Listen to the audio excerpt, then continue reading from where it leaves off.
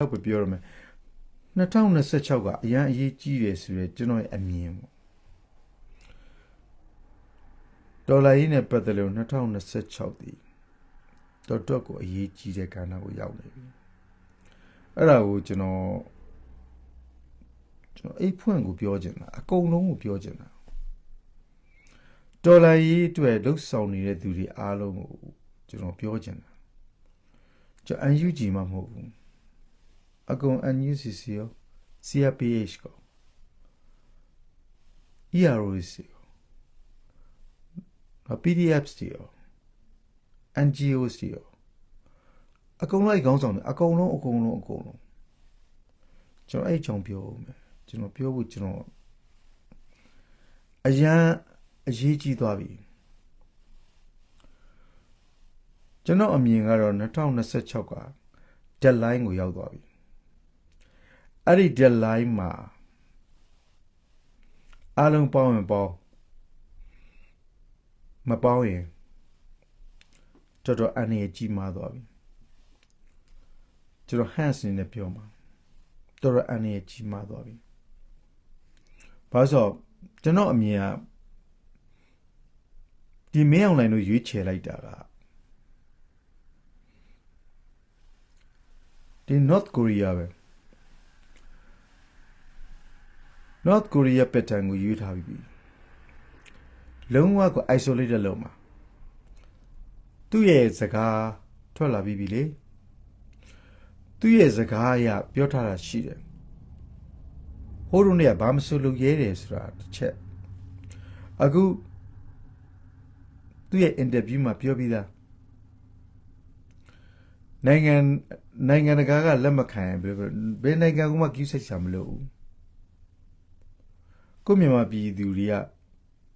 ကိုမဲပေးတာကိုမြန်မာပြည်သူတွေရှင်းပြီးရောလုံးဝ isolated အဲ့ဒီရဲ့ pattern ဒီဘယ်ကိုသွားတာလဲဆိုတော့မြောက်ကိုရီးယား pattern ကိုသွားတာ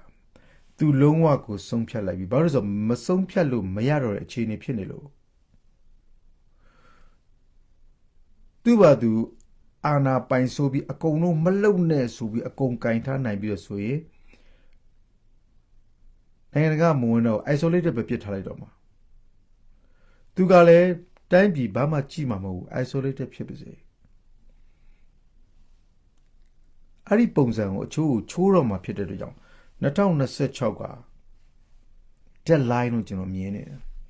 ဒီ deadline မှာအပီးကျိတ်နိုင်ကျိတ်မကျိတ်နိုင်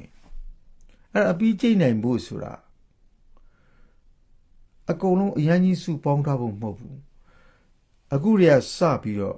ကျွန်တော်ပြောတဲ့ခေါင်းဆောင်တွေအားလုံးအဖွဲ့အစည်းအားလုံးဒီတသန်နဲ့ထွက်ရတော့မှာတပုံစံနဲ့ပဲထွက်ရတော့မှာအဲ့တော့အားလုံးခံယူချက်တစ်ခုတည်းထွက်တဲ့ဟာကိုဘာဖြစ်လို့မလုပ်နိုင်မှာလဲအကုန်လုံးဒီဘယ်လိုခေါ်အစိုးရဖွဲ့ပြီးတော့အကုန်လုံးဖွဲ့စည်းဒီဘောင်းကြီးလုံးကြလို့ပြောတာမဟုတ်ဘူးတသန်နဲ့ထွက်ဖို့ပြောတာဒါကိုလက်ခံတယ်ဒီအတိုင်းလုံးကြမယ်လို့ပြောတာပဲရှိတယ်ဝင်လုံနေတာမဟုတ်သေးဘူးဒါကိုနိုင်ငံတကာကိုတင်ကျွန်တော်တို့အသံထုတ်ရတော့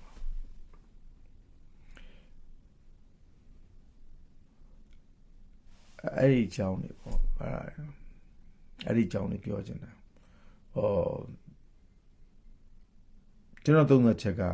သူများနဲ့သိတူမှာမဟုတ်အဲ့တော့ကျွန်တော်ထိလွယ်ရှာလွယ်ပြီးတော့လေကျွန်တော်ကဘယ်သူနဲ့မှလည်းမသိဘူးကျွန်တော်ရဲ့page ဆိုလို့ one man army ပြီးတော့ YouTube ဆိုလဲ one man army အဲ့ဒါကလည်းကျွန်တော်မှာ follower တွေကျွန်တော်နောက်မှကျွန်တော်နည်းနည်းချင်းဘာလို့အောင်မြင်အောင်လည်းမလုပ်ဒါကျွန်တော်ရဲ့အားနဲ့ချက်ကျွန်တော်မအောင်မြင်ခြင်းတော့ပြီးတော့လေကျွန်တော်ဒီဘက်မှာသိပြီးအားစိုက်ပြီးမလုပ်နိုင်ကိုယ့်အလုပ်တွေရှိတယ်ဒါသုံးသက်တယ်ကျွန်တော်လေ့လာတယ်သုံးသက်တယ်ပြီးတော့အခုချိန်ဒီ deadline ကိုရောက်နေတာကိုကျွန်တော်လူငယ်လေးတွေမြင်စေချင်တယ်နောက်တစ်ခု deadline ရောက်နေတာ